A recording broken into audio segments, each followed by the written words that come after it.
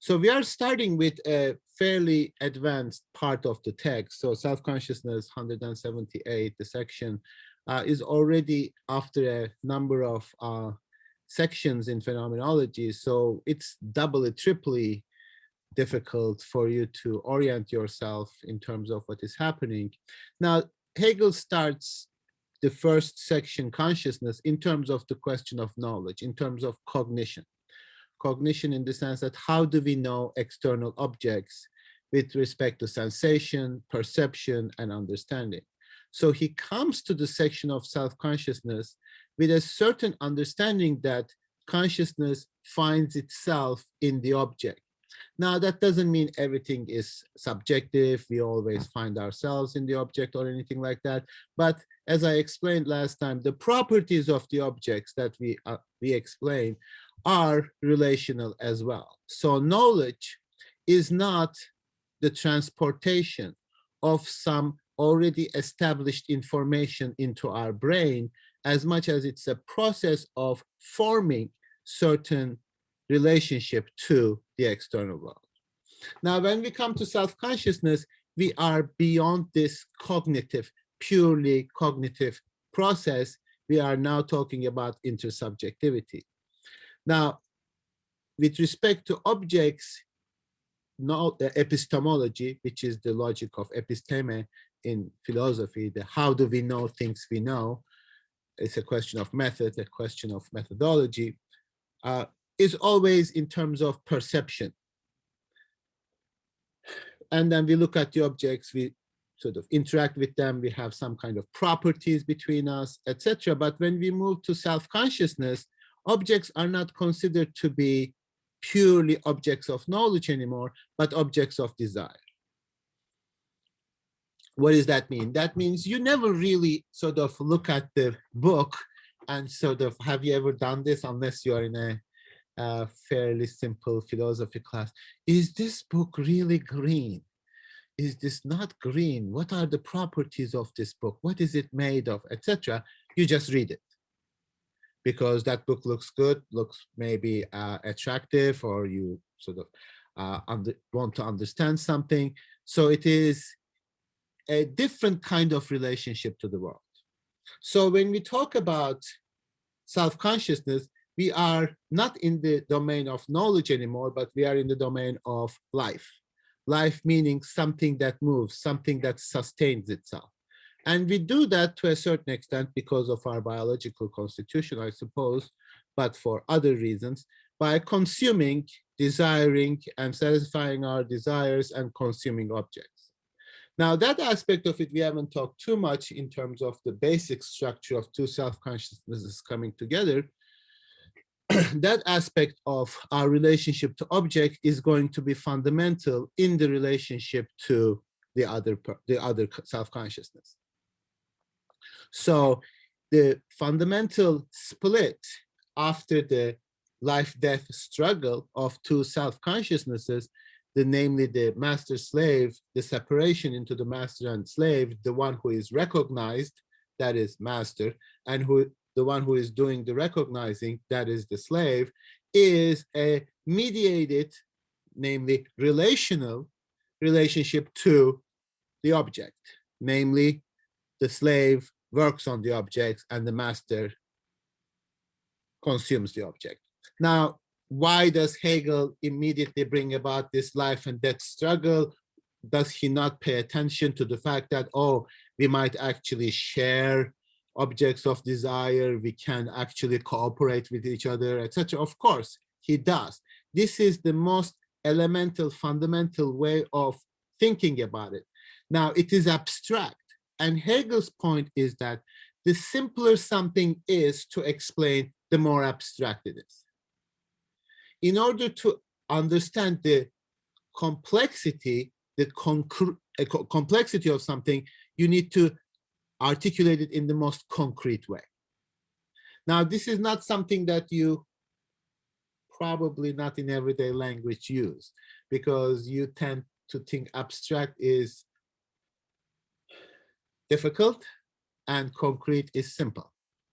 For Hegel, it's absolutely the opposite. For him, abstract is always easy. 2 + 2 is 4. Everything can be two.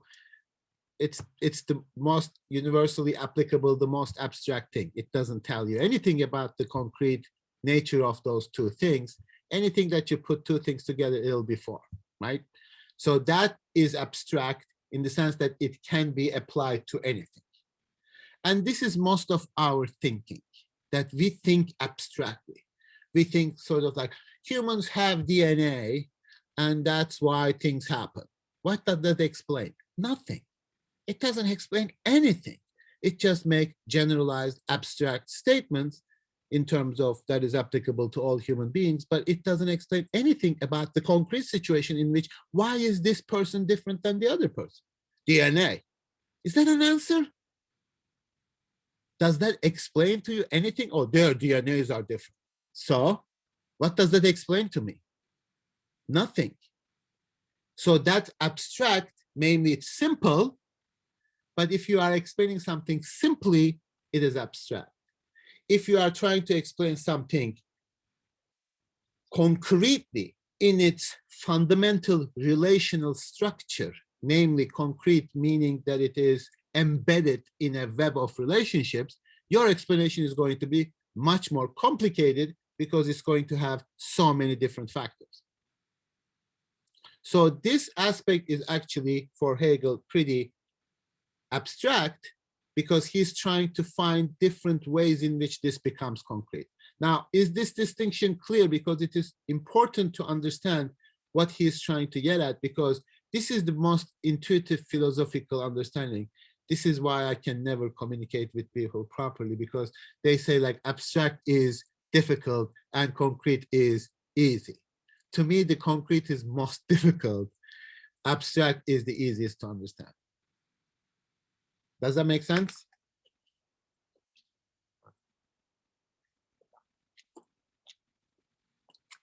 Masha, it doesn't look like it makes sense to you.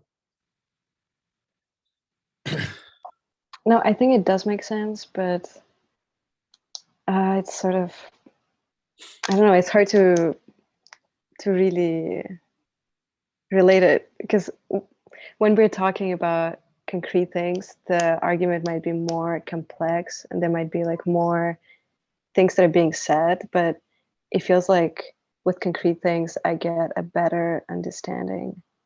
Of course. Yeah.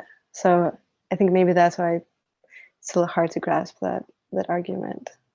Of course. Complex. I mean, this is really the kind of like, if I, every time that, when do you explain something better? When I give an example. What is an example? Example is making an abstract structure concrete. So the abstract structure is more difficult to understand. It's more confusing. But if you give an example, then it becomes relatively easier to understand because we are thinking about this relational structure. Now, the problem is we tend to confuse concrete with simple. In fact, concrete is very complicated because it has a various dimensions in it that an abstract doesn't have. So somebody says something like, I don't know, like if somebody says like, why are you acting like that? Because I have XYZ disorder. Like, does that explain anything to you? Why am I doing this? As opposed to millions of other people who are also labeled in the same way, because that label is abstract. It doesn't differentiate me. It actually makes me just like every other person, which I might feel better that other people are, you know, succumbing to this, but I don't understand my situation. So whenever we use abstract labels, oh, this is this, this is that, like whenever we use a label, which Hegel says, not one with its concept, it is not explicitly spelled out, then we don't understand it. For example, people tend to say in economic theory, oh, people are fundamentally selfish. Like, okay, what does that explain? Now, it sounds easy enough to understand, but it is not concrete in the sense that it doesn't explain this particular selfishness that leads to this particular case. It just says people are selfish. Okay, good. That is fundamentally abstraction is a conservative thing, because you are saying things are the way they are because the way they are. Then there is really no way to think about it otherwise, because you are justifying what it is. Like economic theory says, people are fundamentally selfish. There's nothing we can do about it. Really? Is that like our level of explanation? People are always in the same way selfish. That doesn't jive with my experience. That is not always the case. And even if that is the case, it doesn't explain to me the difference between this act and that act. Because that is such a great explanation, great in the sense that abstract, we don't really understand the specifics of anything. And it justifies whatever people are doing without giving an account of it. Why are you doing it? Well, survival. It's like Darwin said so. We are all trying to survive. Yeah, great explanation, which since it explains a lot of human behavior, it explains nothing. Like everybody is doing it for the sake of survival. Yeah, now you understand, like you feel empowered to understand the entire human society. Oh, now I see. I understand everything, which means you understand nothing. You are just at this level of abstraction. It's like, oh, because we are trying to survive. So then why does X behave like this and Y behaves in the opposite way? Why is there a conflict? So what Hegel is trying to say is that, okay, we are starting with two self-consciousnesses. Now, this is abstract in the sense that the more we work out the relationship, the complexity of the relationship, the more concrete we will explain any kind of relationship. So this structure, first of all, says this fundamental issue. Now, I'm relating to myself as self-consciousness. I'm also relating to my self-consciousness through a doubling of the self-consciousness of the other. So far, we are fine, right? Now, that's the doubling of doubling the first ambiguity and the second ambiguity. While I am looking at the other and ostensibly trying to understand the other, I'm actually trying to understand myself in relation to the other. And as Uyan said, maybe the understanding myself from the perspective of the other, through the eyes of the other, etc. Now, this is, Hegel says, a mutual process. So it is both of us doing this. The movement is the simple, this is on page 112, the movement is simply the double movement of the two self-consciousnesses. Each sees the other do the same as it does. Each does it what it demands of the other, and therefore also does what it does only insofar as the other does the same. So at this point, there is this reciprocity, symmetry. Each self-consciousness is trying to define itself. Now, he goes into the forces, the force and understanding. I'm going to skip that. The middle term is self-consciousness. Self-consciousness which splits into the extremes. Here, it is slightly complicated because Hegel understands the relationship of the term self-consciousness not as the property of one self-consciousness as opposed to the other self-consciousness, but he wants to understand the structure of self-consciousness in the relation of two self-consciousnesses. So it is not a property. This is what I think Blessed asked last time, that self-consciousness is not in one, or I'm not sure who that was. I need to check back. Maybe it was you, Blessed. Like self-consciousness is not a property of one human being. It is actually a nature of the relationship to the other.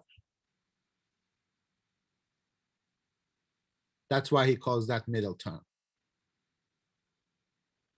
Okay, let's just imagine we understood that and then move on. Although as consciousness, it does indeed come out of itself, yet, though out of itself, it is at the same time kept back within itself and is for itself. And the self outside it is for it. So the other exists for me too. It is aware that it at once is and is not another consciousness, and equally that this other is for itself only when it supersedes itself as being for itself, and is for itself only in the being for the self of the other. For the self of the other. You are for the self of the other because your function with respect to the other is the same as the function of the other for yourself. Hannah, was that a desperation or moment of understanding? This sentence, very long sentence, paragraph, we'll say. I read it out loud to myself so many times, and the more I do it, the less I understand it. Then let's just skip to the end of that section and now forget everything about it. They recognize themselves as mutually recognizing one another. So you are doing something to the other, and you also know that the other is doing that to itself. And you know that the other is also doing it to itself, and the other also knows that you are doing it to yourself. This is in terms of, I don't know, when two people are talking, just listen to them, especially if they are talking about something important and something concerning their personal whatever. You can immediately recognize it. Like somebody is saying something and you immediately like, oh, you are saying that because you want to be perceived this way. You notice that, right? I mean, somebody, especially at Earlham, people say things and you go, I know you are saying that not because you maybe or maybe not necessarily believe it, but you want me to believe that you believe it. And then you start thinking like, maybe you are not authentic in saying that. You are saying it because you want me to think that you are someone who would say something like that. Because you don't want to give the impression that you are someone who actually wouldn't say something like that. Because then you would think that I would perceive you as a racist, and you probably don't want to be perceived as a racist. You might still be a racist, but you are only saying that in order not to appear to me to be racist, and you don't want me to think that you are racist. Right? I mean, you encounter these kinds of things. I mean, it doesn't have to be about racism, but about anything. So the complexity of thought in communication is already multiplied, and I want you to recognize me as such, but it's not just because I want to be recognized as such. I want to be recognized as such. Namely, I know you are saying certain things to me. Well, I don't know that, but let's just say for the sake of argument, I suspect you are saying certain things to me, not because you really believe it, but you think that I should believe that you believe that. Right? You don't? I have a question. Yes. Would that go to what we were talking about last time of like you are what you're recognized by or by others? Well, that's certainly true. That is certainly true. But even when you, by yourself, I think that you are the one who asked that question, like, why can't I not be independent of the other? And even if your self-consciousness is such that even if you are like in your own room by yourself thinking about it alone, you are still mediating that through the other. Your self-recognition itself is always already mediated through the other. You see yourself from the perspective of the other. When you say something, even something to yourself, that interiority is already mediated by the other. So the problem with, for Hegel, in terms of Anerkennung, sort of recognition, is we want to know ourselves immediately. This is the same principle that we want to know the world immediately. Now, that is a completely abstract extrapolation for Hegel. When we actually do know ourselves concretely, We never are certain about ourselves. We are always mediating ourselves through the other. That's the structure. And it should make sense to you because you are already living with this. It's just a question of articulating it. Yes, Uyan. Is that why he said something at the end about like externality and how by the slave placing themselves as external to themselves, that's how they actually form the self-certainty truth of their own like self-consciousness or existence or something of the sort? Even though I'm not really sure, I want to say yes. I'm not really sure we made that connection yet, but I think that's going to be ultimately the why the slave consciousness, the self-consciousness of the slave is the one who is going to twist itself free from this opposition. Okay. Between master and slave, yeah. So dependent will be independent, independent will be dependent. Yeah, I don't think I have gotten there yet. I just kind of was catching on to what everyone was saying and making that connection. Yeah. So they recognize themselves as mutually recognizing one another. When you say a sentence like that, all the things that are above actually points out to the complexity of that process of they recognize themselves as mutually recognizing one another. Hannah. I was just gonna say, I think the reason that this section in particular confuses the crap out of me is because every other word is itself.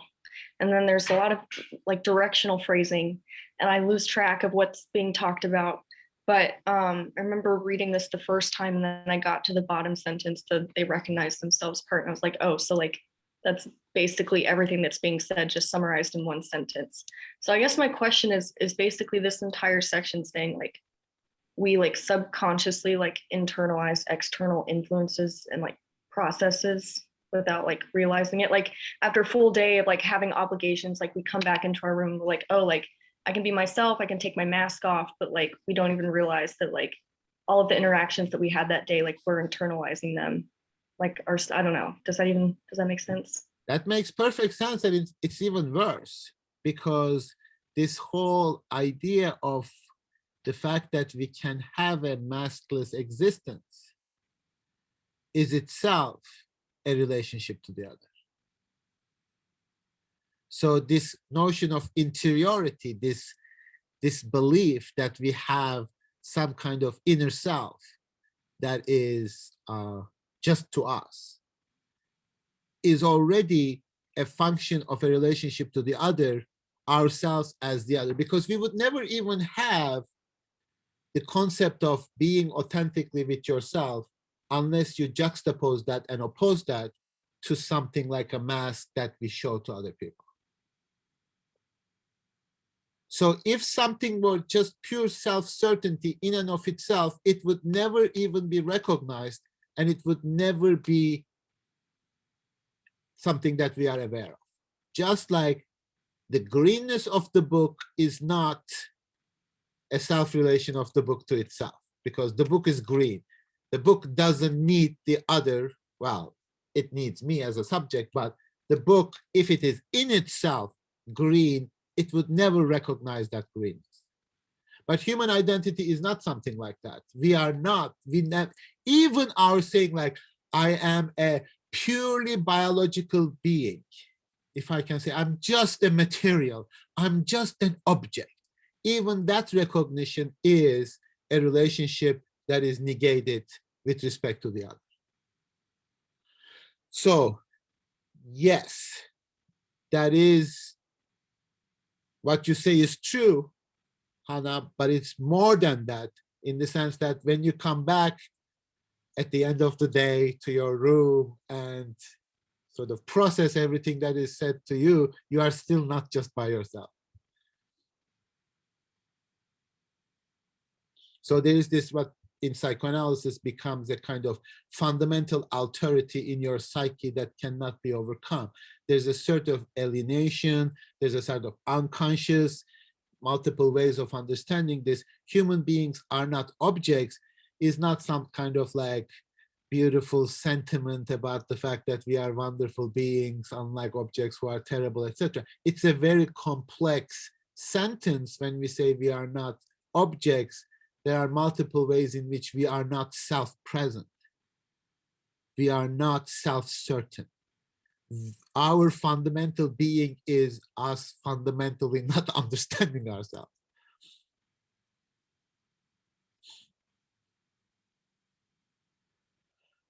Okay, so sorry. So I just wanted to like make sure. So like the being for itself, like being for self, like appears like quite often like later in the like in this writing, but like is it like just a like symbol of like the reciprocity of the self with the other in its existence? It's an und für sich, for the sake of yourself. For yourself is like, I exist for the sake of myself. Even in that, there is a sense of otherness. Right. I am for myself. Like there's also a doubling. In itself is like an object. I am in and of it of myself without any relation, even without a relationship to myself. But you understand already in the term, like, what the hell does that mean to say I have a relationship to myself? Like, even that very, very sort of simple sentence, like I have this relationship to myself. Like you say that every day, all the time, like I am this, I am that. Then if you think about it, it's already a very sort of bizarre and complex structure. And that's really the beauty of philosophy. Like you sort of, and like not even analyze, kind of reflect, think about what you do in your average everyday existence, and it becomes mysterious.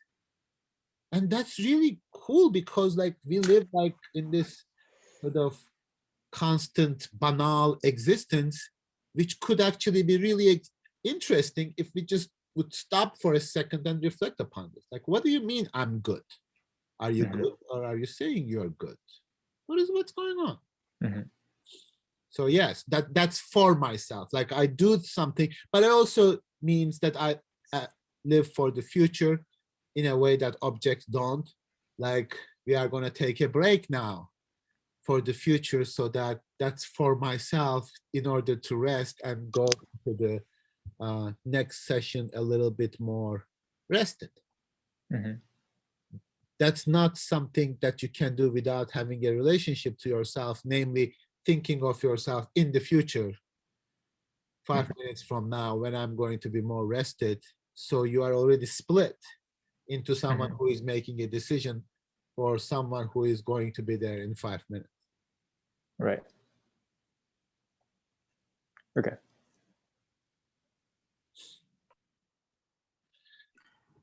Esther, do you have a question? Oh, I do, but it can wait. I thought your question would be, can we take a break? It is. Oh, okay. Claudia, do you mind after break? Okay, so we'll come at 2:10. So I'm just kind of confused because so I have another class, subjects of desire, and like we're talking about something similar. But my question would be like, how does Hegel relate to like the how we move from objects to subjects, maybe, and then like how that identity as like you becoming a subject of maybe the state, for example, or just like That's too much. That's already too complicated and complicated for Hegel. But that's a good question. Well, I guess like that's his understanding of life as a movement. Life as a movement in terms of both self-sustaining and self-consuming. Now, the nature of desire with respect to objects is that's we don't even formulate it in terms of desire today, but more in terms of needs and necessities, etc. So you need certain objects. You know, you need certain objects to continue your biological existence, right? Food, I don't know what beyond that, drinking, liquids, I suppose. But there's also the kind of desire with respect to the objects that are much more symbolic and much more complicated than those types of immediate desires, like what, like, you know, phone, usually nowadays the cell phones, the smartphones are the prime example of that how they create certain desire, and which you formulate it in terms of need. Like today, if I were to ask you your life, can you, is your relationship to your phone a desire or a need? I would say more of a desire than a need, actually. Well, for a lot of people, in the way in which they live now, in order to justify it to themselves, they would say, no, it's a need. I need my phone. I mean, I'm sure you heard of people saying that, oh, I can't live without it. I mean, it's just not, I mean, it's a need. It's not just simply a symbolic desire, but it's a need. The question is, how can a biological organism which did not have this need 10 years, well, 20 years ago, now needs it? Well, of course, it's a little complicated for that being a simple need and simple desire. But what would be a desire? For example, when I was growing up, I had this incredible desire to be able to talk to people face to face on screen. That was literally my fantasy, let alone desire. Like, you know, something like Skype. I thought if I have Skype, I won't need anybody to be physically present to me. I would just talk to them, etc. So that was a kind of desire, but it's almost like in order to have a class, it's a need. I mean, I need to have a Zoom in order to be able to teach, right? So it becomes complicated. Now, our relationship to objects is in terms of satisfying our desires. The paradox of the desire, depending on who formulates it, but at least in the 19th century definitions of desire, is that it undermines itself by its satisfaction. So like when your desire is satisfied, you no longer have that desire. You need to have another desire. Right? So that, and or you recreate the same desire. Like, you know, I don't know what desire you have for something, but like, you know, you have a desire for iPhone 5 and then iPhone 6, then iPhone 7, then iPhone 8, and you keep like renewing that desire. But once you satisfy it.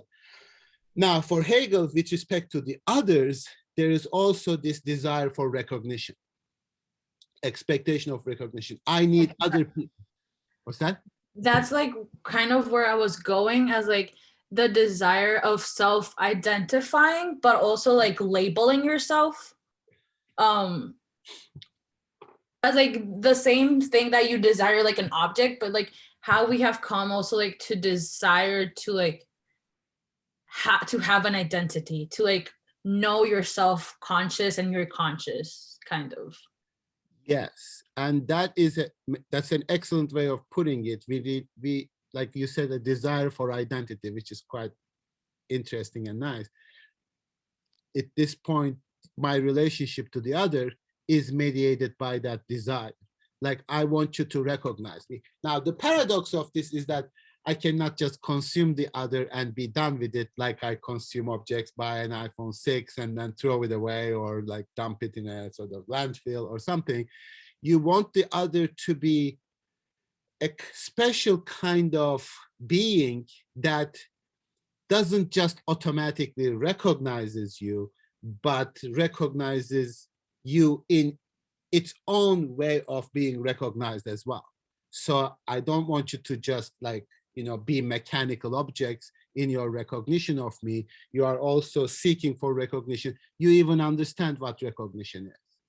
Now, therefore, when we talk about our relationships today in the 21st century, it helps us to understand, for example, like when somebody says like, you write something, you write a poem, and somebody says, oh, that's great.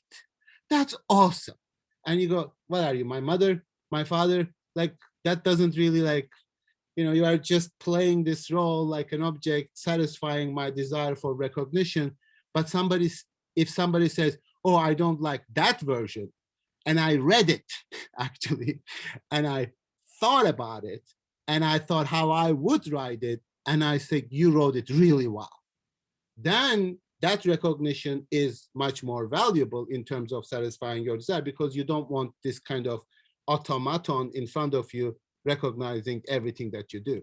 So you want a being that is both independent, but what you want from that being is dependence to you and recognizing you.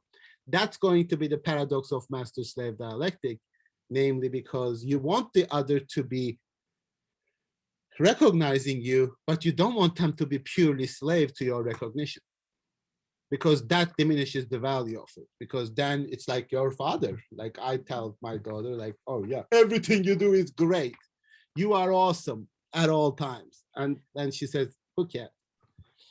And then I just like hearing you talking, like I went to like the idea of maybe like the colonized as like also like as you being able to like also through that same process of like desiring your own identity, also like at the beginning I think it like mentions about like the negation of that other identity, then can that also like help sustain, for example, like white supremacy? Helps us what? Help like through that negation of like you wanting to okay, I don't know how far I'm going, but just like I'm trying to relate it to be able to understand it much more like in a practical scene, as like, for example, using white identity as a prideful and like that desire of like being self-identified, like I'm white and this is what it means to be white. Is that process of negating also like anything else that is not what I identify as? Of course. So which also helps maintain, like, is it the way that like it helps maintain this identity so ruled into like colonizers and like the colonizing aspect? Well, yes, historically speaking, but conceptually it doesn't obviously make sense, precisely because at some point the projection of a white identity itself is a delusion. It's a kind of fantasy. It is a kind of construction of an identity that is not there. You can only construct it only by othering the other. To the extent that you don't do that, if you do not sort of have that relationship to the other of exclusion, appropriation, exploitation, enslavement, etc., you don't have that identity. And what we learn from that is the constitution of identity by its very nature is such a process. It might be white identity, non-white identity, etc. But historically, and that's the colonialism, it so happened that it is a white supremacy that is at work, right? So that's a historical phenomenon. And there is a certain way of thinking associated with that. And that thinking is among other things, a scientific, Western, even philosophical way of thinking about the nature and about the other. And in postcolonial theory, we are trying to think a different way of understanding this. Now, that may or may not be possible. And that's a sort of conceptual question. But there's also the material aspect of it. This ideological superiority is always based on a material exploitation. That's the crucial aspect of it. So I don't want postcolonial theory to be a distraction from those material conditions and to concentrate on this abstract identity formation, right? So you are absolutely right. Yes. I mean, we are going to do that. I mean, we are going to give many examples. We are just trying for a couple of weeks to understand the conceptual framework. And then that's what we are going to do specifically with respect to white supremacy. And also, when you say something about the other, you are not actually really even talking about the other, you are talking about yourself. So when somebody makes a determination about the third world, about the colony in the United States, like for example, like after 9/11, you probably don't remember, but after 9/11, there was this good discourse, like, why do they hate us so much? Why do people in the world hate us so much? Now that question appears to be a question concerning those who hate the Americans. This is not a question about those who hate Americans. This is about a question about Americans. Why is it that I think that everybody hates me? Why do I construct the other as someone that hates me, rather than asking myself the question of like, am I a hateable person? So, and that is really the structure of this. So I don't want this course to be, oh, this is about the colonized. No, this is about the colonizing principle, which constructs white supremacy. Whiteness is constructed in and through colonialism. There is no other whiteness.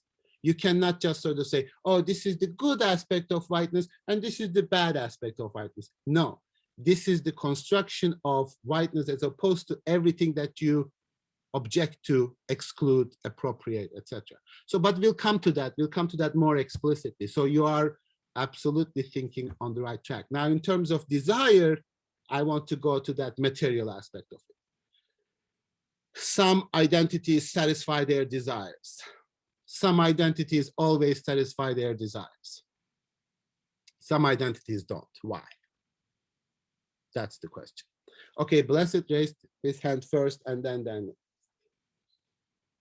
I wanted to go back to what you were discussing with with your phone being a desire or a need, and like I wanted to ask, do you not think that like certain desires can become a need, like they can evolve into being a need? So like with the example of a phone, like now I feel like you need a phone to not necessarily physically survive, but to communicate, which is like part of other needs. Like I know like, because like what I'm thinking about is need in terms of like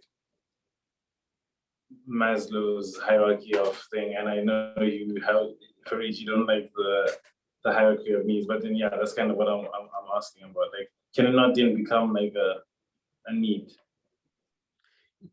Yes, and also a need can become a desire too, right? Like, I mean, I'm gonna eat. I can go to Needles and then buy some sandwich and eat that. That will satisfy my desire of need to eat. But now there are like millions of television shows and even cable shows about like eating, gourmet eating, traveling around the world and eating. Eating becomes a desire now rather than a need, like, oh, I am going to eat this very specific thing that you can't find anywhere, cooked in this 600-degree oven with like blah, blah. That sort of becomes a symbolic need. So it's very difficult to make that distinction. But desire, what we consider to be a desire, certainly can become a need. And you understand that cross-culturally very well. Like when I came to the United States, my entire perception of need has changed.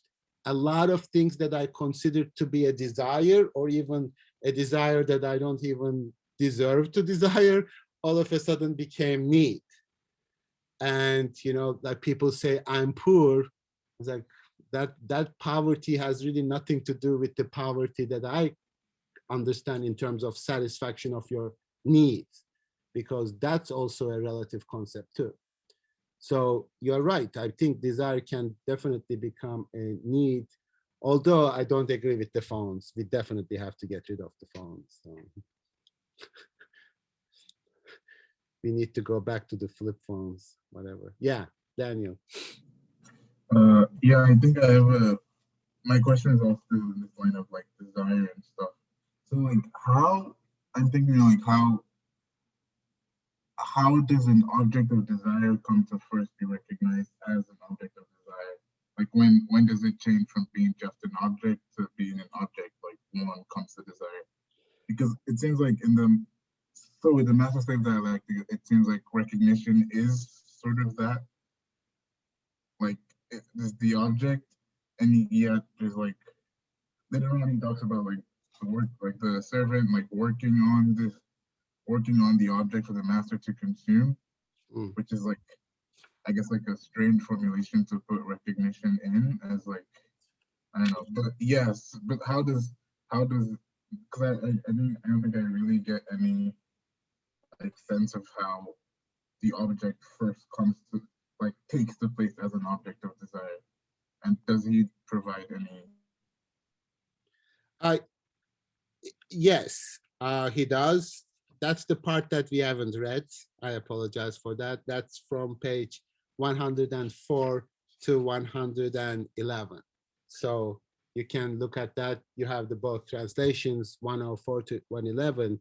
So for the object to become an object of desire, there is the recognition that the object is not just a pure matter of perception, but it's a matter of desire.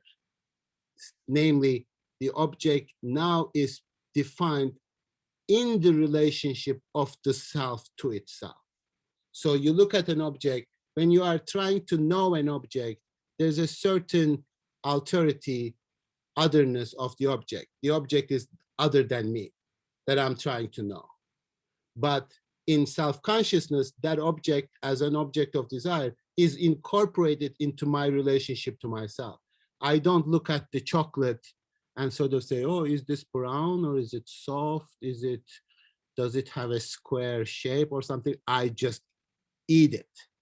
And then I consume it and I say, okay, I feel great now. So there, my relationship to the object is defined in terms of my relationship to myself, not as knowing the object, but if you like, consuming the object. But he describes that in terms of life, constantly moving forward. And you don't spend your life, like you don't go to the cafeteria and sort of look at the tomato and is it really red? Is it round? Does it really exist? Is this really like an object that I can know? You just eat it. Like that level of abstraction that exists in epistemology, in science, like understanding something in terms of properties, doesn't even fit into our everyday existence of life. Like I cannot doubt the existence of an external object when I'm consuming it. That's like, if you think that philosophers are abstract, they are very aware of that abstraction. If I like, oh, you keep talking about the book green, etc. Nobody asks whether the book is green. You ask who wrote that book, is it good? Or, can I burn it and make like some fire or something like that's the kind of questions that you ask. Now you shouldn't burn books, but I was just giving a sort of aspect of its materiality. And that's when it becomes an object of desire now. So the world, as later on, in Heidegger as well, gets to be defined in terms of our relationship to it.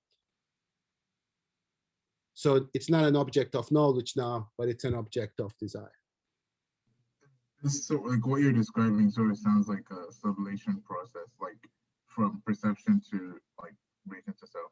Absolutely. Okay. So you should go back and read Force and Understanding and then the beginning of self-consciousness. So yeah. The time. So it is becoming more and more concrete. Yeah. The object of desire is more concrete than the object of perception. Yes. And then I guess like my next thing from that is like putting this in the frame of like colonizer and colonized, and like, so what I'm not, yeah, like what is it, is what it seems like first what is desired there, and that like process principle is like the material things, but then in that process there seems to be like sort of like they're no longer is it the case that they're no longer like things the colonizer sort of perceives as like material things to take, and then like they sort of take on this role of like in looking at those material things and wherever like they were colonizing it, those things sort of become relations to the colonizers like identity formation almost. Would that be? Yeah. Yeah. Now, of course, I mean, this is a sort of model that we are reflecting on. There's sort of further complication that in human sciences, other human beings, especially in the colonizing situation, other human beings appear to be objects of knowledge as well. So that's the kind of further complexity of this issue in terms of a discipline like anthropology is purely based on this model of production of knowledge about human beings for the sake of satisfaction of our desires in relation to those beings. Now, that desire is both material desire to the extent that you can translate anthropological knowledge to practical, you know, if you know certain people, you can control them better. If you know their cultures, you can manipulate them better, etc. Plus, you treat them as objects of knowledge. So you can know scientifically who they are, what they are, and, you know, and naturally that goes to the permanence principle, namely to the extent that they remain as they are as objects, then my knowledge of them will continue to be valid, and I will continue my control and power over them. So that's the other side of not just looking at human beings, just pure recognition, but also object of knowledge. And to be honest, like, you can argue today that we are actually relating to human beings as object, like this idea of objectification is not really a kind of like, oh, you are objectifying me or something like that. That's kind of a sort of like slur or something. Of course, we objectify each other in terms of knowledge. I mean, there are statistics about us on certain websites about how many people die every day from COVID. That is treating human beings as objects of knowledge. Oh, I'm so relieved only 100,000 people died today. Yesterday it was 200,000. I'm like feeling better. That is knowledge. That's how we already treat each other. Doesn't matter. So that's an important sort of further complication. We look at objects in terms of objects of knowledge, but human beings, other self-consciousnesses can also become object of knowledge. Now, Hegel is treating them as a possible source of recognition. Now, that's important because that's going to make a good connection. Now, why do they seek the death of the other? Why are they risking their own demise in relation to each other? Now, this happened it happened before in terms of peace and global studies context a couple of times. Like, oh, why is there a life-death struggle? Why can't be a sort of more cooperative relationship with the self and the other? And I hope you won't ask that question, but imagine if you do, and I ask that on your behalf, then the question for Hegel is that because each one is seeking self-certainty. Self-certainty is like knowing yourself on a stable basis, having an identity that is strong, stable, unchanging, and certainty, which is paradoxically an act against life, because life is always constantly changing and moving to further desires. But it is the eradicating the other, which is an independent being who can always question your self-certainty by being other than itself. When the other always becomes other than itself, in that process of recognition, it constantly challenges your permanent self-certainty as well. Now, for example, just give a concrete example. You know a person who cannot play basketball as well as you do. I mean, I had this in high school, right? So I'm the best basketball player. And I need the other to stay as a crappy basketball player so that I can have that recognition, right? I need the other to be stable, not changing, not challenging me so that I have this self-certainty of being the best. Now, if one of them turns out to be, oh, I learned basketball over this summer, let's play one-on-one, then I have this confrontation. We have this like game, I guess, like imagine basketball game killing each other, right? So like one of them is going to die, right? Like whatever. So in order to prove something, like I am superior, I need to be recognized as such. Now, I am seeking the death of the other, both in a physical sense in order to be able to satisfy my desires, but I'm also searching for the death of the other in this slightly metaphorical sense, whatever that means, that I need the other to be stable, unchanging, permanent. That's death.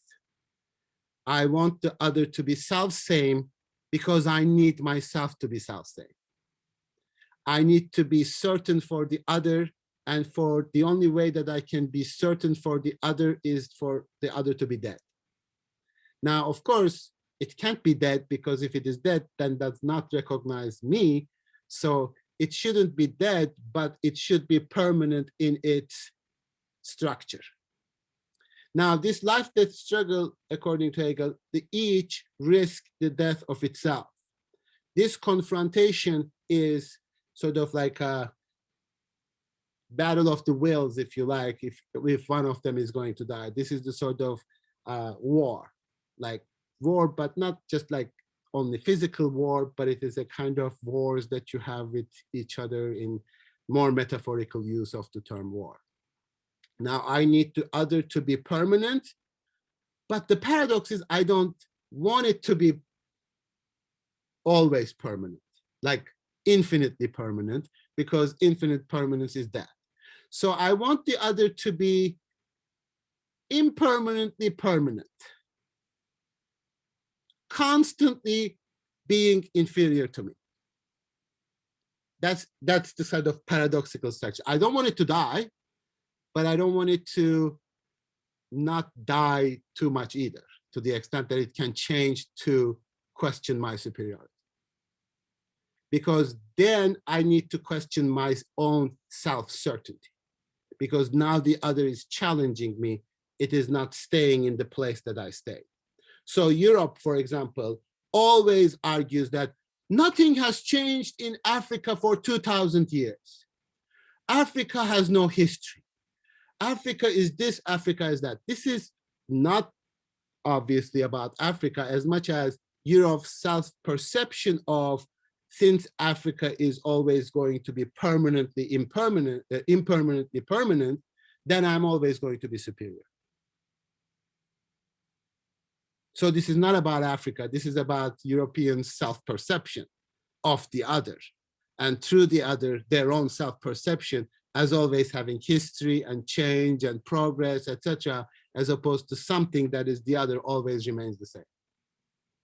And it's dead. It's a dead thing. Okay, Hannah, sorry. This is just a question about Hegel's dialectics. What's the difference between being for self and then what he calls pure being for self? I don't really understand that. And I'm asking because I was going through the part that kind of correlates with this discussion, and I found a sentence that I think would help me understand it better. Okay. But it's one word is like, it's a blockade, like, because I don't understand this one term, I can't use the sentence to help me understand. What page, what sentence? Page 117. And then it's like right smack in the middle of the 194 section. But this pure universal movement, the absolute melting away of everything, blah, blah. Smack in the middle, okay. This pure universal movement, the absolute melting away of everything stable, is the simple essential nature of self-consciousness, absolute negativity. Pure being, yes. So you don't understand the pure being for self there? No, because I'm starting to understand being for self, but now that I know that there is a different type of that, which is pure being for, I just don't understand what pure being for self means. How is that different from being for self?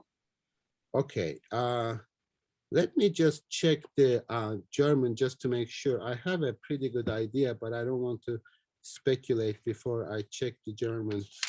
194.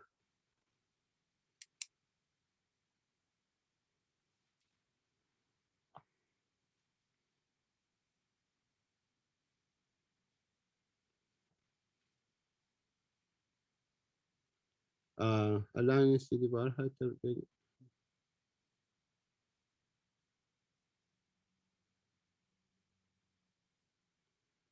Okay, there's a little bit of confusion there. I don't see rein für sich sein. It's pure negativity. It is pure negativity and so there is no pure in being for self. There is pure in negativity because it says reine Negativität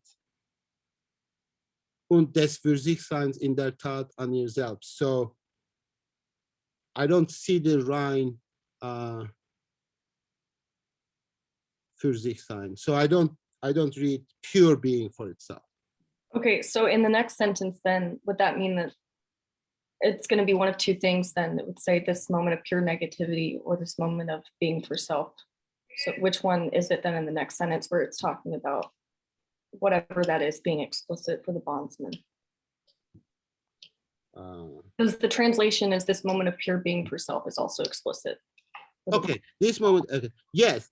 Now, in that sense, the rein and für sich sein, like to be pure for itself, is really death. So what he is describing is, it is not a being for itself that continues to be for itself, but it's for itself that is no longer going to be for itself. In that sense, he means pure. Now, the process that he's describing is, you are afraid of the master, but you are not afraid of the master as the slave. Now, we are jumping a little bit here, but that's fine. As a slave, you are a fear of the pure master that will reduce you not to a relative stability, but pure stability, and that's death itself. So the slave has been confronted, slave has confronted with death, and there he plays with the words, namely the death is the pure master that reduces me to myself purely, namely I would no longer exist. Okay, so being for self is like self-interest in and of itself, but then pure being for self is like everything that has to do with the relationship with the other, whether it's the master or the slave, kind of. So like small scale being for self, and then large scale, which is the bigger picture, which includes the other in the relationship in terms of who you are. And the absolute other here is death. So yes. In relation to the absolute other, the absolute master, you will become nothing. Because being for yourself, purely being for yourself, is nothing. That's death. You don't like that, Kai?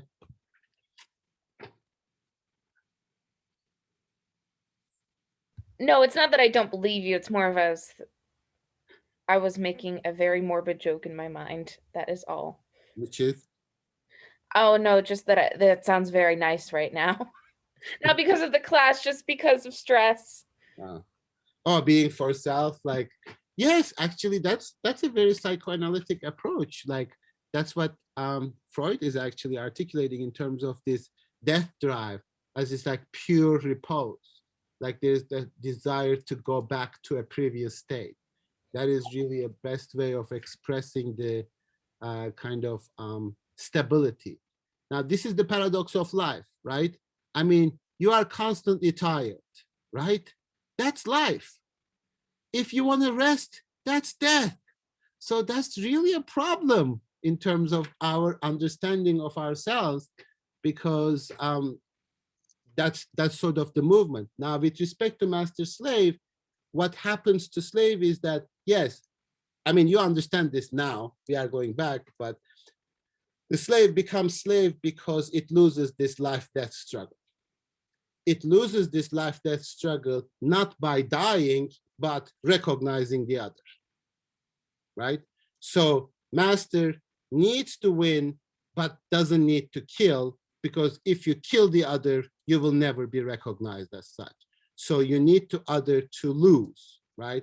So that's the problem of sort of recognition, like you define yourself with respect to your enemy, and you understand yourself with respect to your enemy. When the enemy goes, then you lose your identity. Like imagine like if the United States were to win the war against terror, then who the hell are we going to be?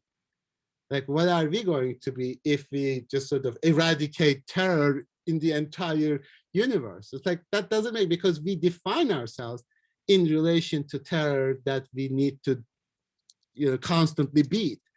And once like actually all the terrorists say, okay, we give up, we are no longer going to be terrorists, a lot of people lose their jobs, a lot of money will be for nothing, and the whole identity of the American, what it means to be American will be lost. So this is really the paradox. You need that enemy to constantly be there somehow to recognize you as such.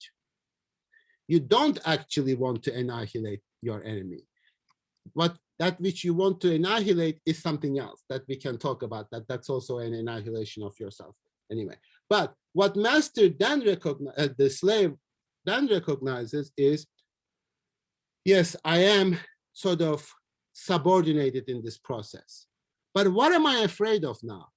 I have been afraid of death, which is the absolute annihilation. I am not actually dependent of this structure, because in this structure, I do not satisfy my desires. The masters satisfy their desires. I work on this object. I work on the object that satisfies the desires of the master. I am not dependent on this. So even though I turned out to be dependent to the master by recognizing the master, I am actually less dependent on this system, or I'm independent from this system because I work, and he claims that work is desire held in check. I work, but I do not satisfy my desires. Now, the paradox, of course, is that when you look at this in this sort of concrete situation, is that we all somehow want to satisfy our desires. If you are a slave, you don't reach this consciousness of, I don't want to satisfy my desires, I give up. You actually want to be master. You want to satisfy your desires. You just want to enslave somebody else to satisfy your desires. But for Hegel, in terms of consciousness, in order to overcome this structure of master-slave dialectic, you need to consciousness, or the self-consciousness of the slave, to overcome desire, to overcome the process of desire. Namely, I am not dependent on the satisfaction of my desires. And maybe I would say 99% of the desires that we have, we become dependent on them, but we don't really need to be.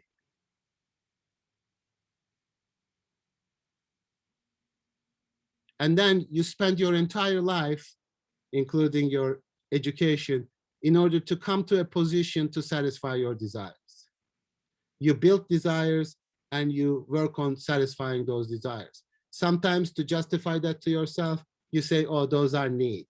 They are not desires, they are really needs. I need them. I need a 6-room house. I need 3 cars. I need, no, let's just call them. They are desires. Why? They are symbolic. What are you trying to accomplish? Recognition. What do you want to accomplish? Both with respect to what you consume, what you satisfy of your desires, you are trying to get to a point where you can work on the labor of somebody else.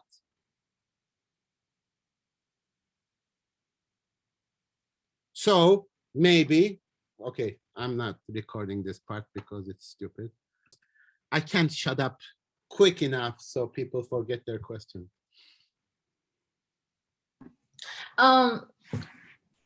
So that process, yeah, it's kind of similar of what you were saying, like my other class.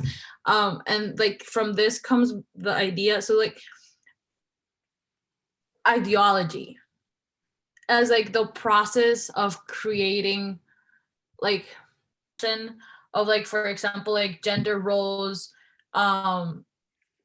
like class and the creation of all this instead of like actual killing, because you still need people for your recognition. And then like how that relates to power too. Okay, things are like, okay, it's very complicated. I don't want to say something out of turn here, especially with respect to that class.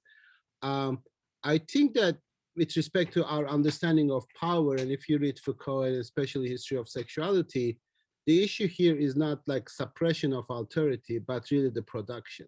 So the ideology is, as I said last time, can be understood with respect to intervening into the relationship of the self to itself, kind of inscribing into the relationship of the self to itself. So I think psychology is a form of ideology. I think state it sort of articulates a form of ideology as we sort of say what it means to be human. How do you need to perceive yourself to be properly human in order to be accepted as a proper human?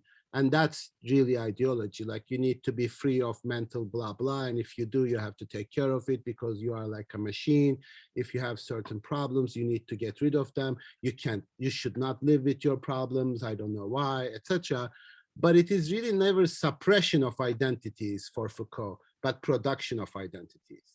So with Foucault, it becomes very complicated because you cannot overcome ideology or repressive ideology by creating different identities. In fact, repressive hypothesis, as you read in History of Sexuality, is this presupposition of eliciting knowledge about human beings. Tell me who you are. You are enslaved in that articulation of who you are. You are constantly telling psychologists who you are, what you think, what you feel. You are telling psychiatrists what your symptoms are, etc. That is the production of knowledge about human beings. And the knowledge that is produced is somehow creating control over you. So in a sense, that's the paradox of repressive hypothesis. You don't repress, you actually elicit. You just not want to tell me more about yourself.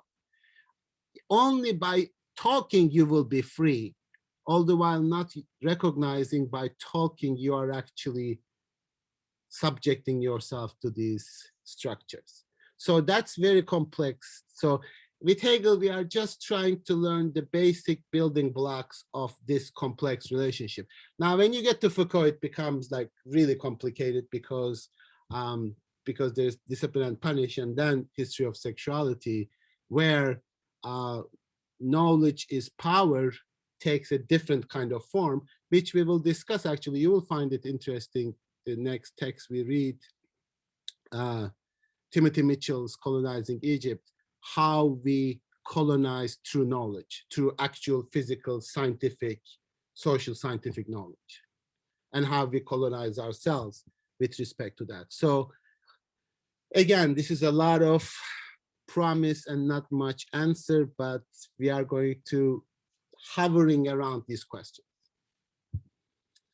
Blessed and then Masha. How do you overcome these desires?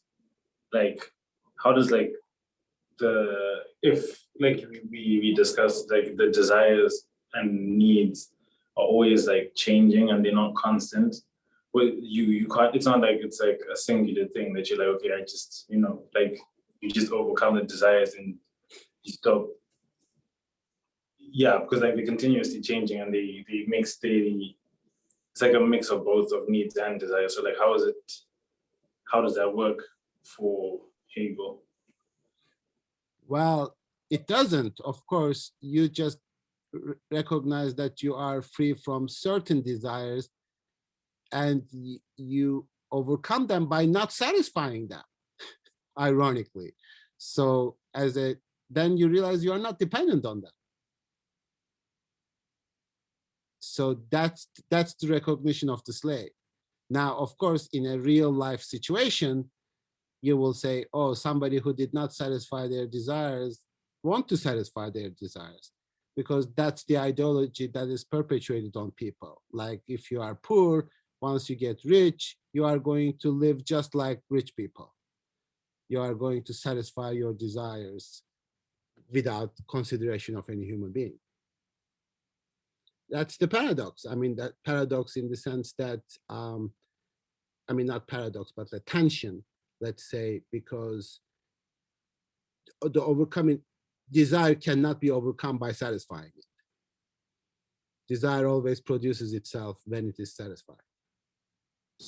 But then is that not like a desire within itself, like wanting to overcome my desire? Like it's not something I necessarily need. Does that make sense? I feel like I might be like maybe I'm not understanding. Like my desire then becomes I want to resist these other desires. Does that make sense? Like how can you like not get swallowed within that and like actually remove yourself from it? If I knew that, I would be a guru, not teaching philosophy, but teaching a different lifestyles to human beings to live happily and freely. But I don't know. That's a really good question. The only thing that I can discern is that some desires, when they are not satisfied, they just disappear. And that's maybe our say, like you can do this, like, okay, I really desire iPhone 7, but if I wait enough, that desire will be meaningless because they'll come up with iPhone 8. So I'll postpone my desire to get iPhone 9, right? That's just paradox. Like you're always like one step ahead. You can they can postpone it for a time being, but then you sort of realize maybe it's like, I don't need it. I mean, and you kind of this perverse pleasure from not satisfying your desire. I mean, it is a perverse pleasure. I don't know whether you have it. I have it. Like I go and like, I really want to buy this, and then I don't buy it and I feel good. For no other reason than not buying it. Like, I mean, of course, this is sort of stupid individual solutions, but our culture is created in such a way that you must desire. There is a kind of imperative that you have to have desires. For a human being to be proper, it has to have desires. Okay, I know you have questions, but last time I did this and then we ended up really late. So I want to give a break before I take the questions. Is that okay? Daniel, Masha, don't forget your questions. Okay. Somebody said something in. Okay, no, yeah, I agree. Good point. Okay, so let's just take like 8 minutes and we meet at 3:15. Do you want to start with your question? Masha, you were first, I think.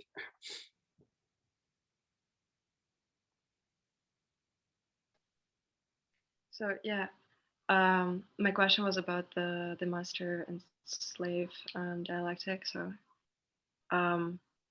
we kind of established that in order for that to happen, the two self-consciousnesses have to meet, and one has to be the one who is recognizing, so in power, then the other one is being recognized, so no power. But I guess one of my questions is whether that relationship is possible without that inherent hierarchy. And then, because, right, do I even understand correctly? So with that relationship, the hierarchy is sort of implied, that one is being in power and the other one is not. But then you also said that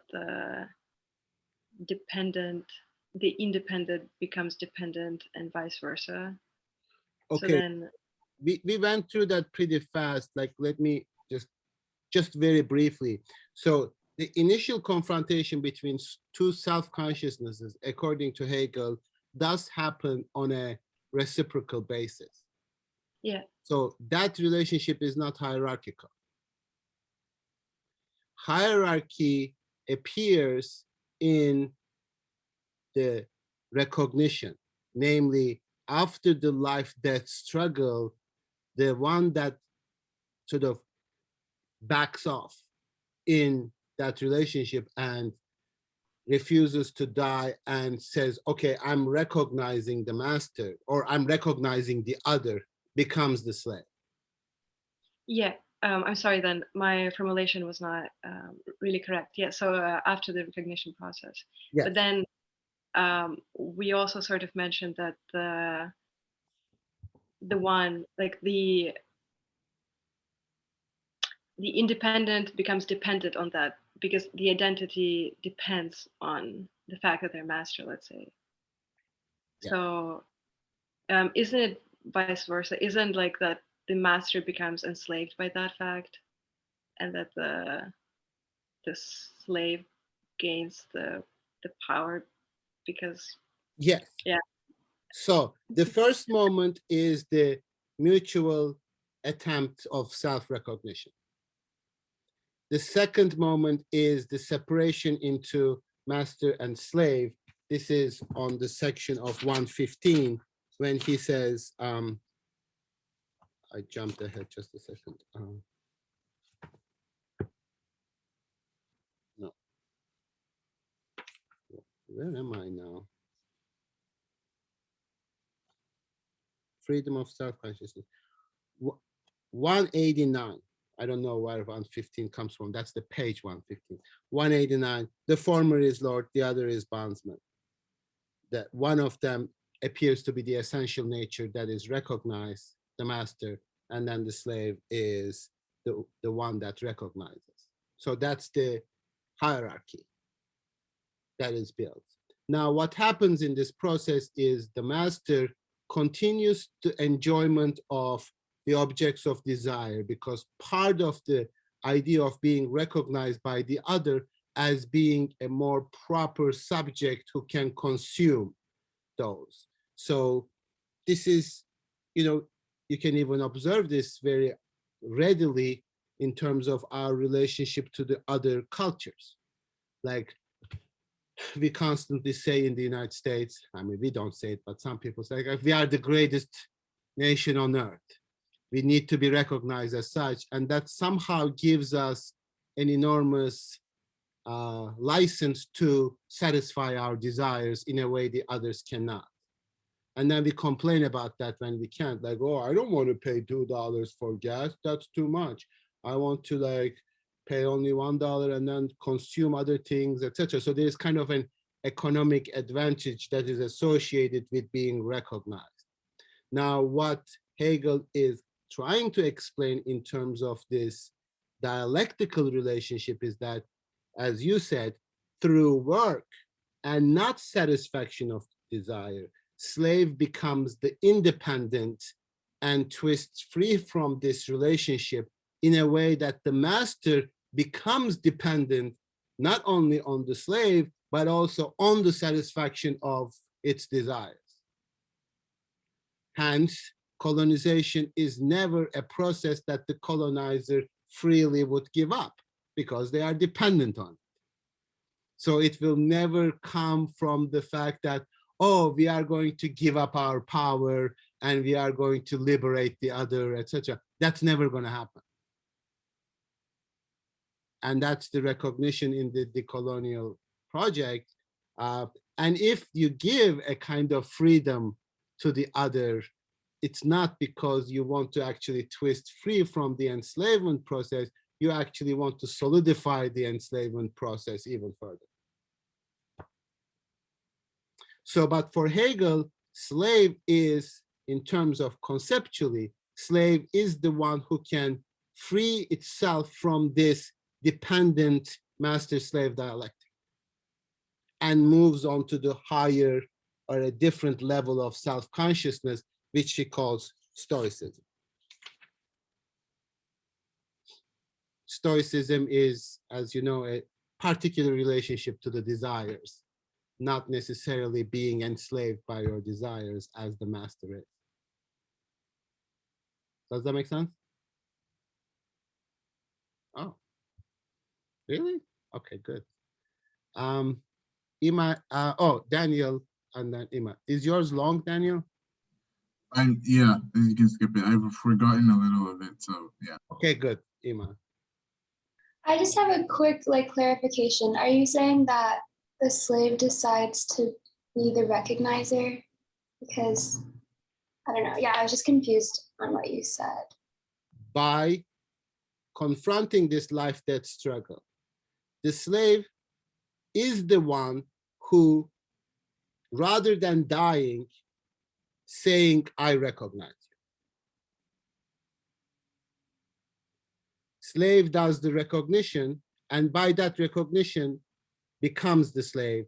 And master, by not giving up, pushing the fight, becomes the master because proves itself to be more powerful. It's like a, chicken game in the United States, like two cars coming towards each other. Who is going to steer away first? That's the kind of a little aggressive articulation of this process. Usually it happens in a more subtle ways, but who is going to give up? And, if you look at human relationships in a cynical way, you can understand that in even romantic relationship, who is going to give in first? Who is going to be the one, okay, let's go do it your way. I don't want to die. I don't want to be dumped. I don't want to be unhappy. That's the kind of inescapable power relationship within every relationship. And the slave is the one who was afraid. And it's sort of... Oh, sorry. Go ahead. Doesn't that kind of imply an unfair weakness on the side of the slave? The what weakness? I feel like that's kind of unfair, to show it as a weakness, I guess, rather than just the power. Well, I agree with you. And in human relationship, that is certainly the case, but this is more in terms of satisfaction of desires. So you can say yes, but that's sort of the nature of subordination, because initially the slave seems to be more invested in continuation of life. But then the slave recognizes my life is not, I can't live in this process of subordination as long as we are in the domain of the desires. So I'm going to twist free from those, not by enslaving the other. Because this is really not a political situation, this is a conceptual situation. I need to twist free from this process of satisfaction of desires as life. Because as long as you cannot do that, this is probably maybe what we always experience in political situations. Those who were formerly enslaved now want to satisfy their desires and enslave other people. And that happens in colonies a lot. Certain group within the colony always become superior to the other. And that's the kind of hierarchy that colonization always produces in certain countries. There's always the kind of elite, the closer to the West, and then the native who did not make that kind of now, again, for those elites within the formerly colonized places now playing the role of the master, they are as much dependent on the satisfaction of their desires and recognition as well. And you can maybe look at, we are going to read this a little bit, this sort of self-critique of the post-colonial theory. It is always perpetrated by the elites who are educated in the Western tradition.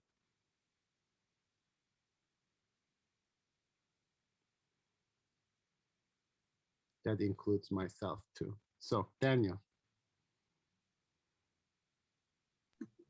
I guess I think like yeah, the first one is like I don't know, like common-ish. I think like early in the can you hear me? When you come to closer to the screen, yeah.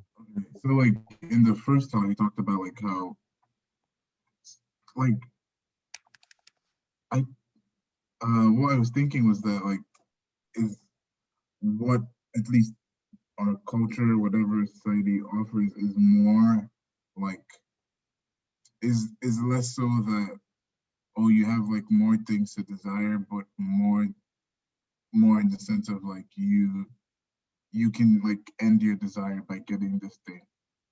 Who does that? I think that that's I don't know, I was thinking like that's more the case of that, not that like That's it's more, like yeah, that's why I'm like this break from desire that like Hegel's proposing the I'm not so convinced by that part, because I think like the it's not I think what one is bound to seems to be more like satisfaction than desire itself, if that makes sense. Like the thing that sort of like you're dependent upon is I think more the satisfaction than like desire as a force almost. okay. Yeah, so I am just like thinking through that and like so and his thing about like fear work and like this sort of like cultural education almost I forget the as being like where how the self over like the like how the slave realizes it's a self-sufficient thing. And I think yeah, that seems to I'm not too sure if that itself is even like a proper like being sort of like breaking, twisting free. Okay, if I'm understanding your question correctly, I want to admit like there is certainly an ideological danger in telling people that you don't need to satisfy your desires. So that's absolutely true in terms of like, oh, live a simple life, just allow yourself to be exploited, and you know, or something like that. But I mean, if the exploitation always, to me, that's a sophisticated exploitation, let's say. To me, exploitation always happens with a certain promise of something. If not in this life, in another life.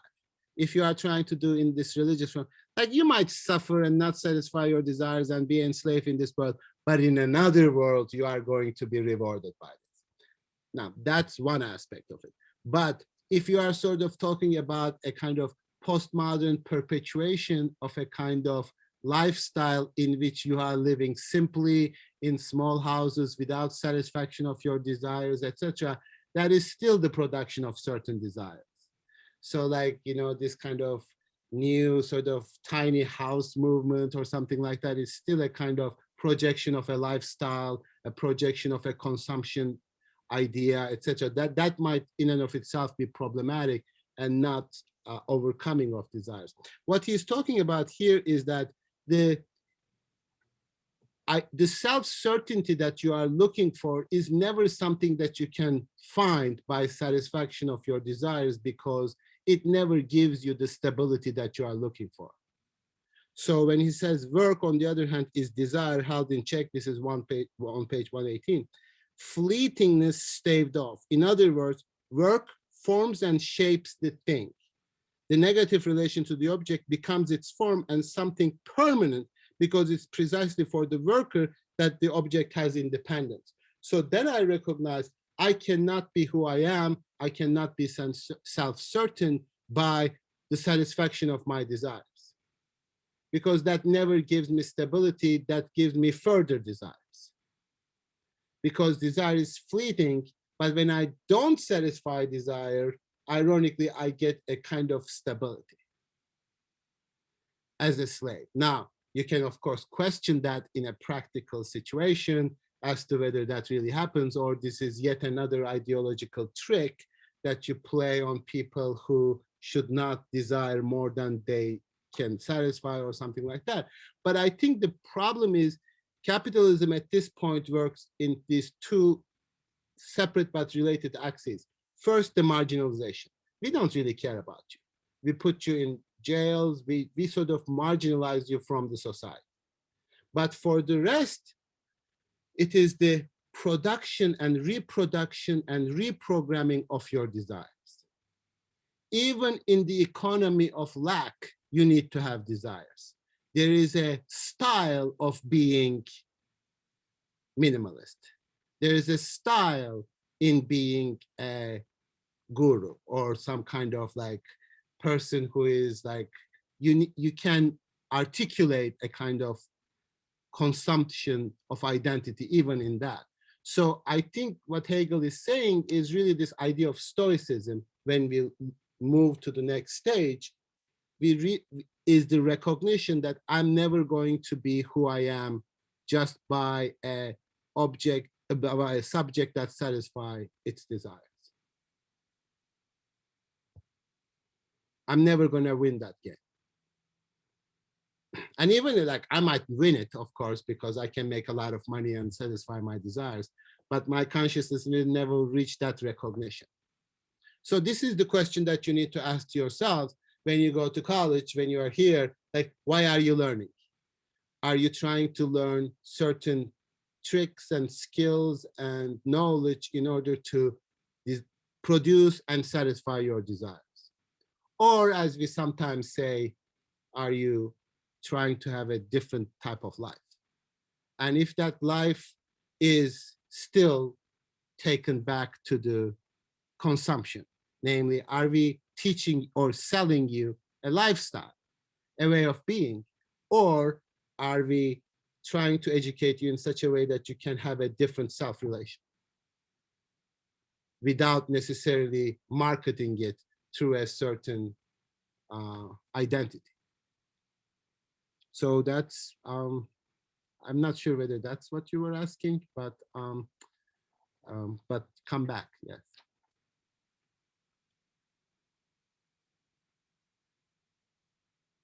If you want to, Daniel. Yeah, not now, but maybe later. Okay. So now we did exactly the opposite of what we did last time. So we are done. We went through the entire master-slave dialectic in a very fast way. So let me recapitulate a little bit so that we sort of find ourselves maybe a little in a better footing. So this eradication of the other, this is the death of this struggle for death, on the one hand is a kind of very concrete situation of confronting the other and being able to consume the objects that are going to satisfy your life. So even if we imagine that there is a kind of war at the stage of confronting the other in order to be able to satisfy your desires, like if you satisfy your desires, I cannot. So there are, I guess, like there's a piece of meat in the middle, so let's fight over it. If you die, nobody is gonna eat it, obviously, but then somebody does the recognition, which before the moment, and it sort of philosophically presupposes that there is a moment of pure identity, pure equality. It presupposes a pre-hierarchical confrontation of two self-consciousnesses. Now you can argue like historically this never happens. This is just an abstraction, because in every situation human beings already confront each other. I don't know whether this was you were asking, Masha, but in every situation human beings confront each other in a sort of hierarchy anyway. So like, you know, but then you come to Earlham, all of you as students, I don't know what kind of hierarchy exists, maybe from your backgrounds, maybe from your like families and for your race and ethnicity and nationality, etc. But there is this moment in which that Hegel thinks that that recognition is possible on both sides. Now, The reason for that is, again, we are seeking self-certainty. When I kill the other, or when I desire the annihilation of the other, I do not want the annihilation of myself, but I want the stability and certainty of my existence. So the death of the other, ironically, produces both my permanent existence and not the recognition of that. So the other should not die. The other should be short of death, but as stable as possible so that it recognizes me. And that one who does the recognition is the slave, and the one who is recognized is the master. Now, within this relationship, Hegel continues to articulate the role of the object. I try to make the other as an object, but I don't want the other to be an object, but I try to make the other the object.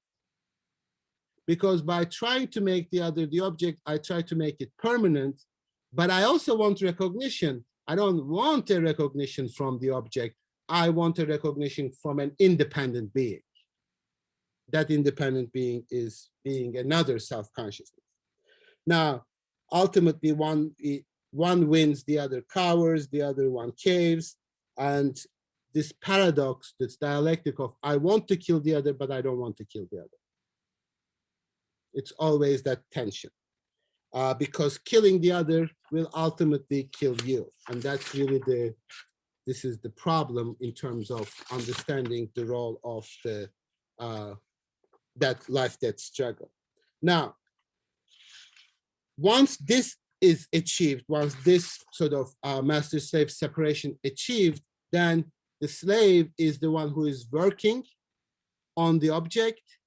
That can be in the form of like production, in the form of collection, the farmer, etc. And then the master, without work, satisfy its desires.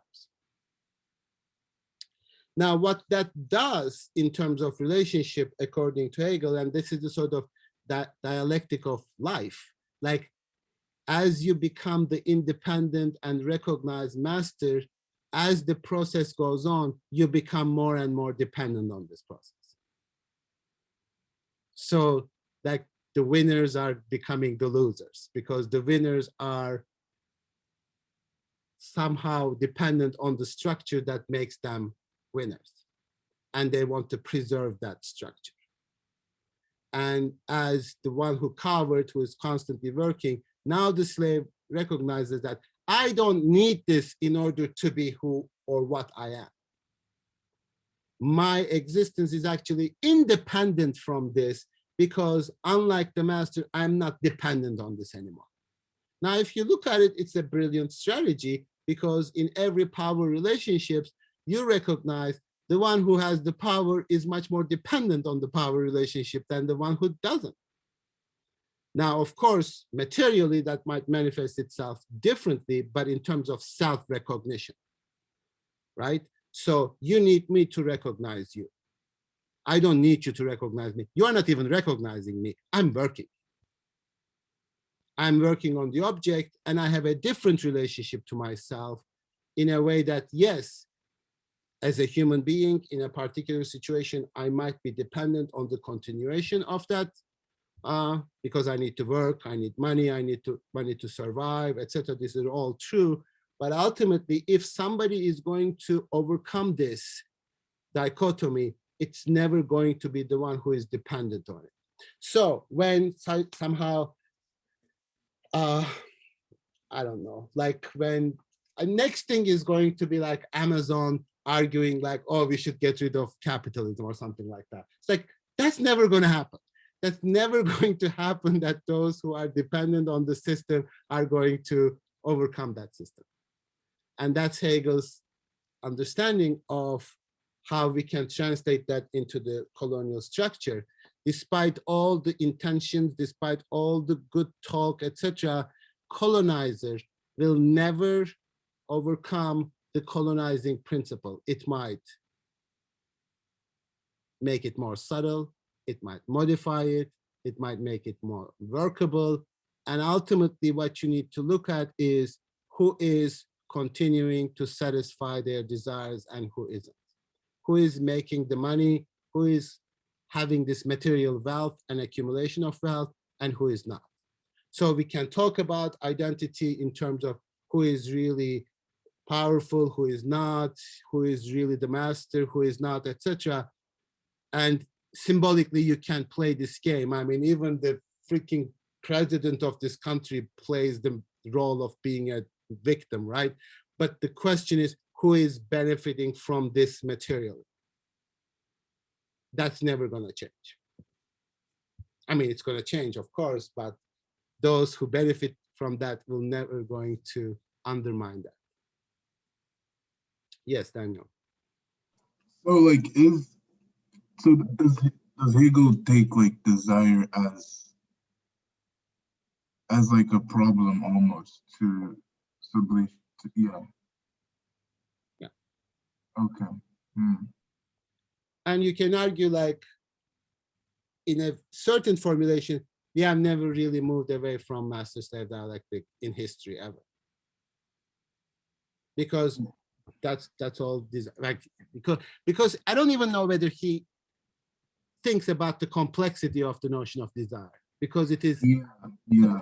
I think that's like sort of why I was getting out the first one, and also what I asked like on Wednesday, but I didn't frame it right. But it's similar thing that like whether the dialect it's actually ever sublated was I think why I was asking on Wednesday, and now with this, I don't know. I feel like I'm starting to think maybe that might have something to do with like I guess like the abstract way he deals with desire. I think is sort of where I'm starting to settle on. No, you are absolutely right. And he grants you that because he said, this is only page 118 of my 500-page book. So I grant you here that desire cannot be just mapped into how we understand desire in the 21st century in terms of satisfaction of desires. Yes. No, you're absolutely right on that. And I think this is really, I mean, we might actually be really talking about different levels of desire too. And like some people argue that Hegel actually even has a kind of unconscious, like repetition, like perhaps that's all our existence. Like, you know, what do you want? Like, what do you want to do? What do you want to do in life? Like, how do you even ask that question to yourself? Like, you know, that moment of self-relation, like when you think of yourself and yourself, like, what do I want?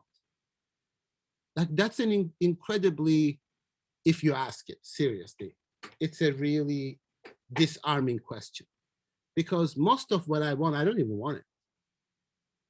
I'm supposed to want it. I want it because I want other people to recognize me as wanting it. I want it because I don't want people to think that I'm a loser.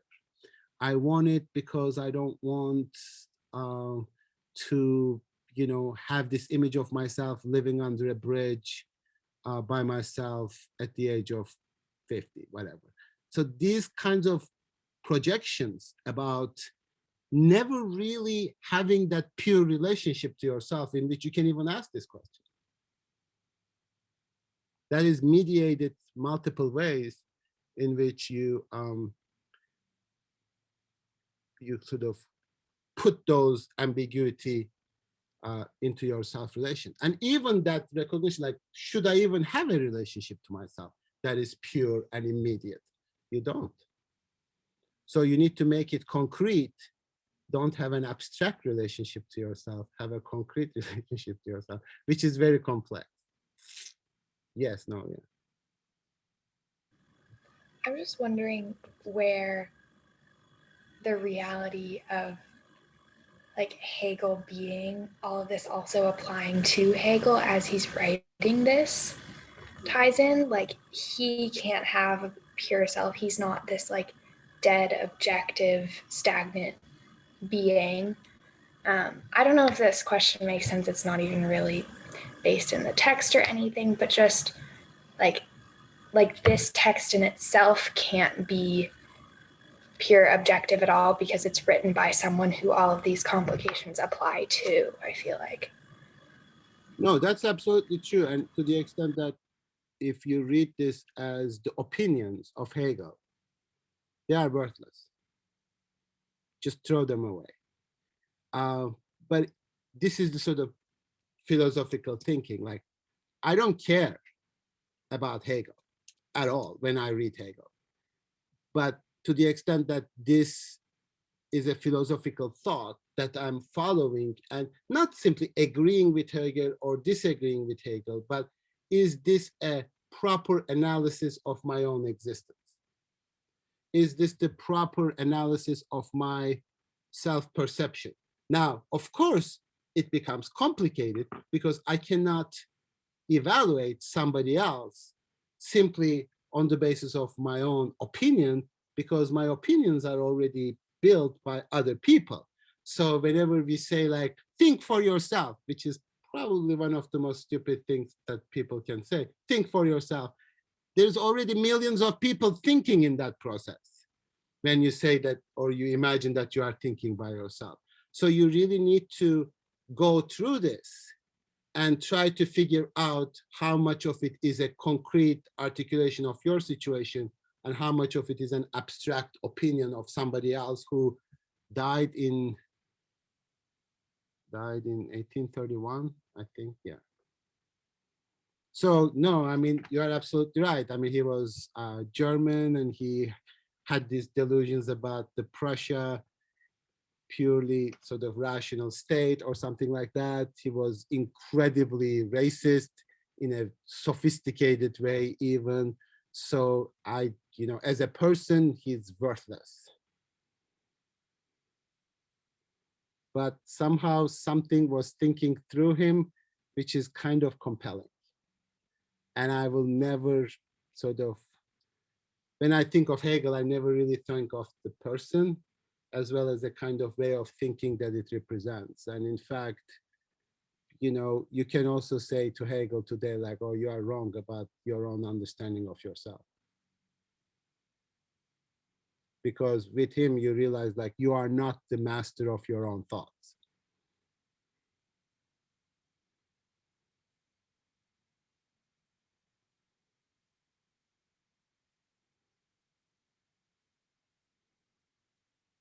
I don't know whether this makes sense, but hopefully it will make sense. So we'll move to Derrida next week, and we are gonna read the protocol first. Oh, where's Kate? I'm missing Kate. She has the protocol. Don't let her take advantage of you, Daniel.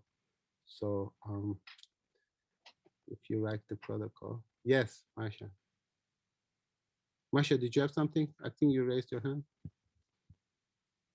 No? Okay. No, but I wanted to ask about the films, whether we will continue with like Friday being the regular lesson. Or... Well, you made me nervous at the beginning of the class, so therefore I said like we'll have more sessions. I'm hoping to settle into Monday, Wednesday class and Friday film, but Hegel was maybe a little overwhelming that we spent another 3 hours on this. Derrida is going to be like that too. We'll play it by ear. I want to go back to that. I definitely do. But also I'm not recording every class, so nobody misses anything. So you can go back and listen to it. And do you have a list of films that you plan to show? I have multiple lists, but I didn't put them into order because I'm having like, I can share the names with you. I don't know whether we'll be able to watch all of them. I'll put them on Moodle. So have you seen The Enemy? Okay, so this has nothing to do with the Postcolonial, but The Enemy, Jake Gyllenhaal, and that's like a good thing about Hegel and dialectic. If you want to watch it, I want to show. I hate James Cameron, but I want to show Avatar as the like pure example of colonialism. And then of course we are going to do like more sort of traditional post-colonial films, like the Battle of Algiers being the most important one of them, and then like Cachet, Chocolat, not the one with Johnny Depp, but the other Chocolat, and yeah. So I have a list, but I don't know whether we can watch all of those. But I mean, you can watch it, of course. Yeah, I have oh here, yeah, the Chocolat. Hala, who is an important movie too. I thought about these kind of Western but problematic, like A Passage to India, White Material. I'm not really sure about that. We might watch Concerning Violence. I want to do Paradise Now. Inshallah is also a thing. I discovered a film, Turkish film, Yumurta, which means egg, that we can watch that too. Cachet, definitely. Haneke. So this is the list. I'll put the list. Yes, Isa.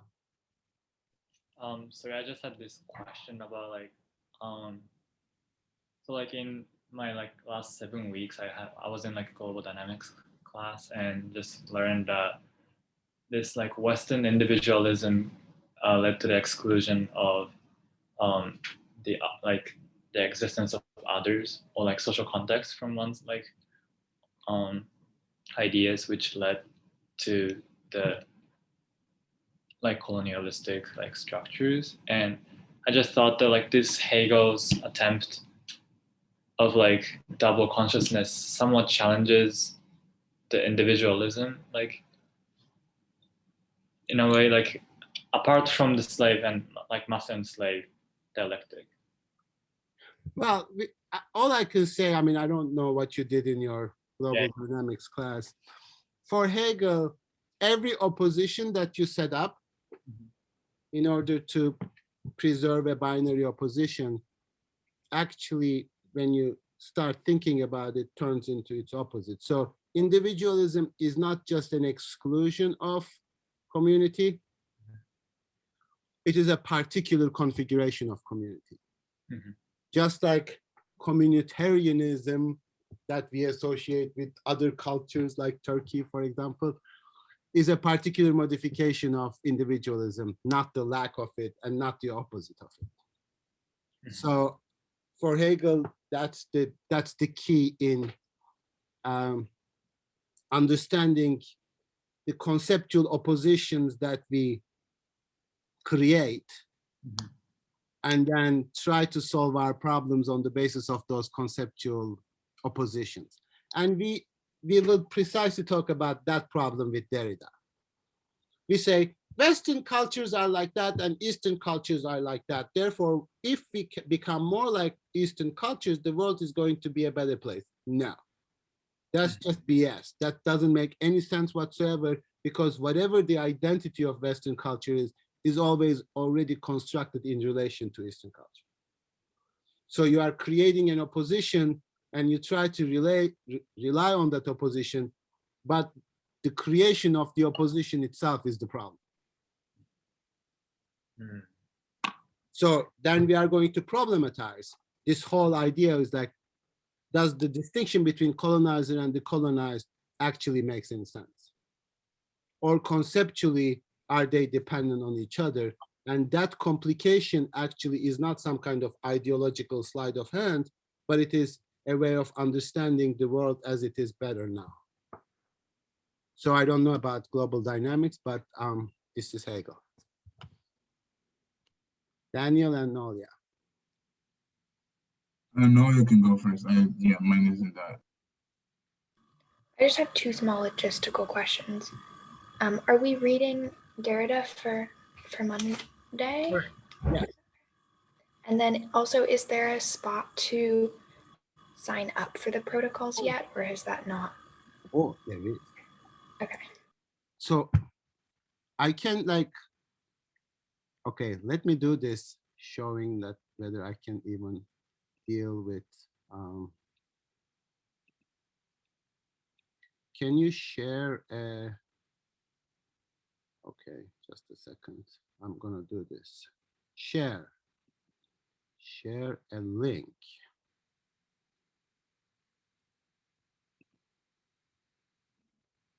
Okay, can somebody go and check whether you can modify this document?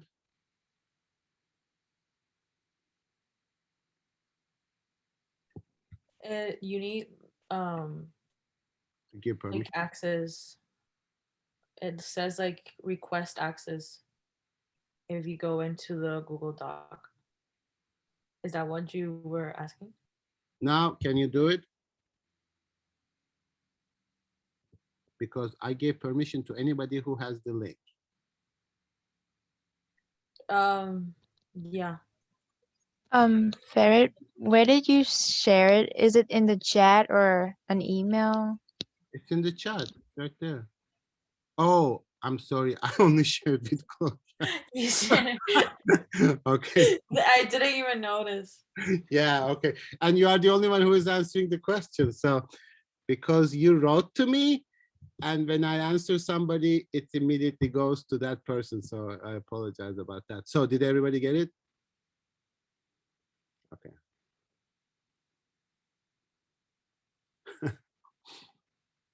I don't see any names. Oh, I don't think we can. Yeah. It says request edit access, so we can't put our names in. Oh, how do you do that? I think you can modify the link, like in the sharing option. You need to change it from like viewer to editor. Anyone on the internet with this link can, oh, view. Okay. So how do I change that to change?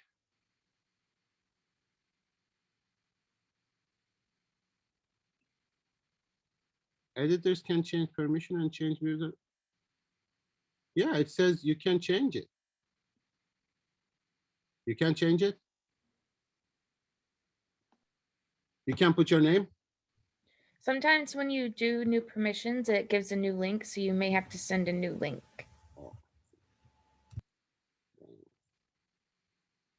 Anyone on the internet? Okay, I'll try again. Is this the same link? I don't even know. It is the same link. Okay, I'll do this. Anyway, I have the document. You saw the document. I'll fix the sharing things and then I email it to you. You can sign up after class. And the second question? Nolia? Oh, that was the It was second. about the reading. Those were the two. Yeah. Thank you. So Hegel, I mean, Derrida is already on Moodle, so it's not very long. And the second part of the essay is not as important as the first part. The second part is talking about teaching philosophy in France, blah, blah. So, but pay particular attention to the beginning of the essay.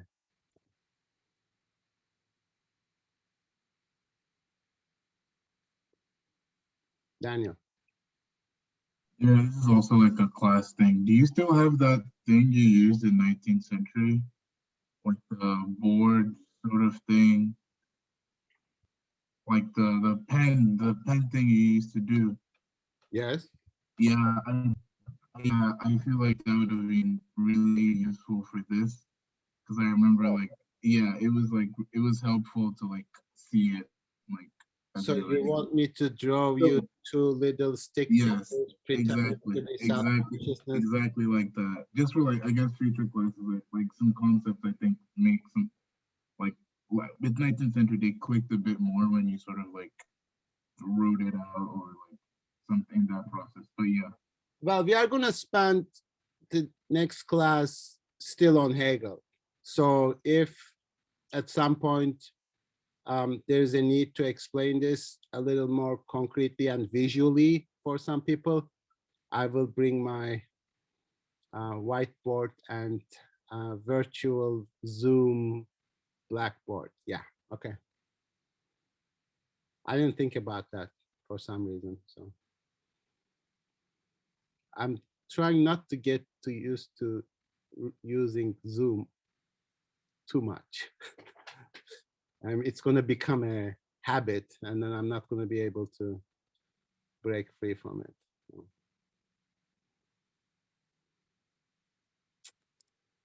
Okay, Friday, 4:01. Thank you. We'll convene again on Monday at 1. I'll send you the link, and then after Monday, Monday we'll talk about the possibility of meeting on Wednesday face to face. Okay, have a nice weekend, and see you.